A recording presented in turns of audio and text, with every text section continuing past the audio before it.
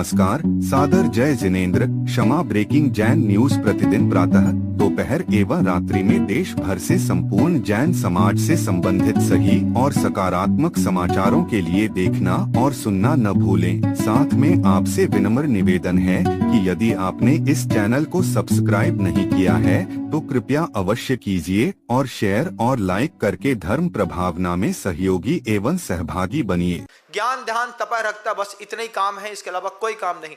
20 साल इसके अलावा कुछ भी नहीं किया हम लोगों ने। गुरुदेव समय सागर जी महाराज तो 45 साल तक मात्र साधना के अलावा कुछ उनने किया ही नहीं। अबोध शिशु के जैसे बालकवत वे अपने जीवन का यापन करते रहे। जैसे माँ की छाया के नीचे बैठ करके कितना भी पुरुषार्थी जीव क्यों ना हो, शांत होकर के बैठता है, ऐसी वे भी बिल्कुल शांत होकर के बैठते रहे। आज उनके ऊपर वजन है, आज उनके ऊपर उस पद की गरिमा और दायित्व है। लेकिन आप इस बात को ध्यान रखिएगा, जितनी खूबसूरती से वो निभा रहे हैं, इतनी खूबसूरती किसी सिंहासनारूढ़ व्यक्ति के अंदर नहीं।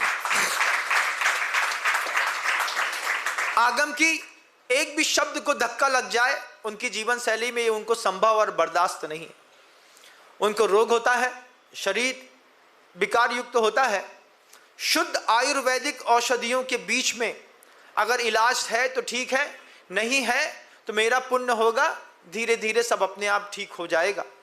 लेकिन कभी भी लाइन से बाहर जाने की ना उनके मन के अंदर भाव भी पैदा नहीं होता। वे वैसे महापुरुष हैं। ये हमारे आपके जीवन का सौभाग्य है। ये ऐसे साधक इस दृष्टि पर आगम को पालने वाले दिख रहे हैं। जीवन का महान सौभाग्य कि वो जो आगम के हिसाब से एक एक पद निरख निरख कर पद धरे, धारे करुणा अंग। किसी को देखिएगा तो गुरुदेव समय सागर जी महाराज। एक दिन की बात है, मुझे याद है, आचार्य सिंह जी सामने बैठे थे। हम लोग 3 4 5 मुनिराज जंगल से वापिस लौट रहे थे। एक महाराज पेड़ को देखते हुए नीचे चल रहे थे, देख रहे थे पेड़ की तरफ। नीचे उनकी ईरापत में उनका ध्यान स्खलित हो गया।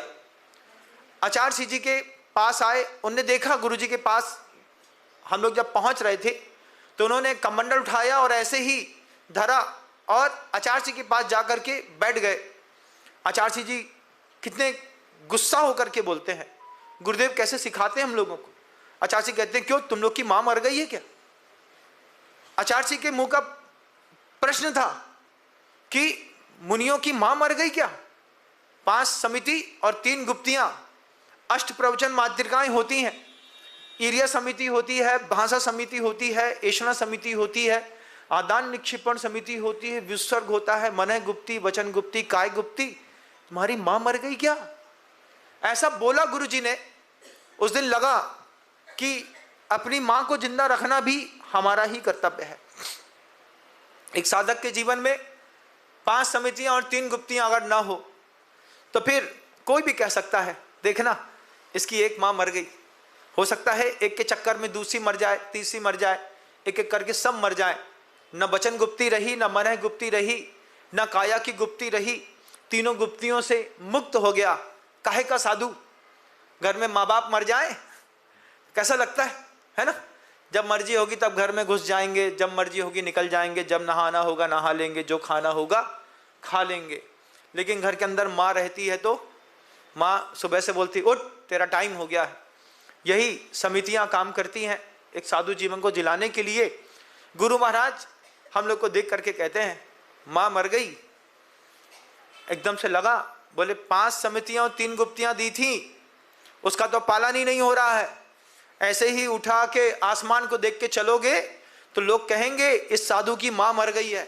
नीचे देख के चलो तब जाकर के तुम्हारे जीवन की सार्थकता है। ऐसा तेज बोले गुरु महाराज। आज नहीं है, लेकिन याद आता है वो दृश्य, वो संवाद कि किस तरीके से आचार्य महाराज हम सबके जीवन में गजब का सहयोग करते थे और साधकों से भी कहते थे। गुरु महाराज कहते थे ये 5 समितियां सिर्फ मुनियों की होती है ऐसा नहीं, गृहस्थ की भी होती है। गृहस्थ की भी माते व बालस हितानुशास्ता।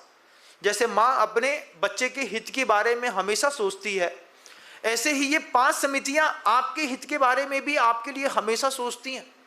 अगर आपकी भाषा समिति है, अगर आपकी ऐषणा समिति है, यदि आपकी आदान निक्षेपण समिति है, विसर्ग समिति है, अगर आपकी मन गुप्ती घर के अंदर हो जाए, थोड़ी सी वचन गुप्ती घर के अंदर हो जाए, मातेव बालस्य हितानुशास्ता, माँ के जैसे, माँ जैसा बच्चे का हित चाहती है, ऐसे ये समितियां हित चाहती हैं।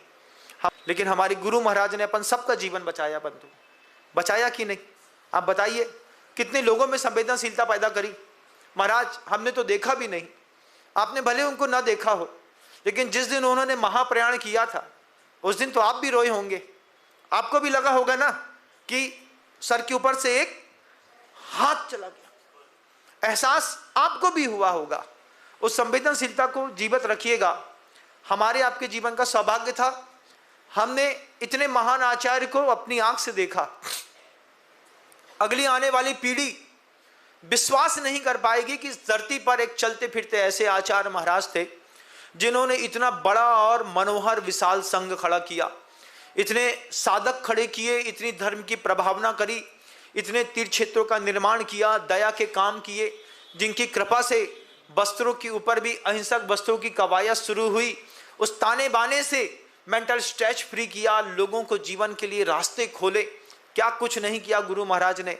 ये बात अगर आप संवेदनशील हैं अपने मन के अंदर, आप अपनी संवेदनशीलता को जीवित रखिएगा बंधुओं। ये संवेदनशीलता के लिए ही हम इस जैन कुल में आए, हम रौब दिखाने नहीं आए इस धरती पर। हमको किसी को अपना रौब नहीं दिखाना है ना। कोई बोले कि भैया हम बहुत दादा हैं, ना है भैया हम दादा, हम तो कमजोर दिल के हैं, हाथ जोड़े तुम्हारे सामने, तुम्हारा रौब जिंदाबाद बना रहे। हम किसी को रौब दिखाने नहीं आए, हम किसी को अपना रूप दिखाने नहीं आए, हम किसी को अपना रुपया दिखाने नहीं आए।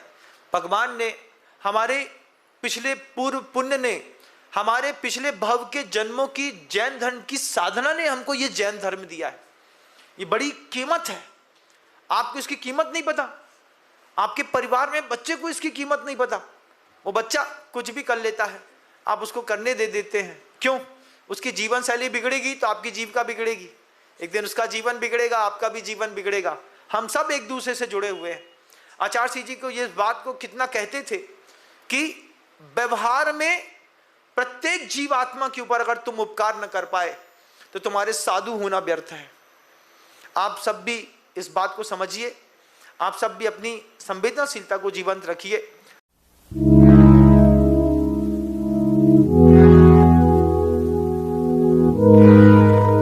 क्षमा breaking Jain news YouTube channel पर विज्ञापन देकर धर्म प्रभावना में बने सहभागी। विज्ञापन देने हेतु संपर्क कीजिए मोबाइल नंबर 9026900740 एवं समाचार एवं वीडियो भेजने हेतु WhatsApp number 9335236222। Kshama breaking Jain news YouTube channel देखने के लिए आपको बहुत बहुत धन्यवाद। सादर प्रणाम, सादर जय जिनेंद्र।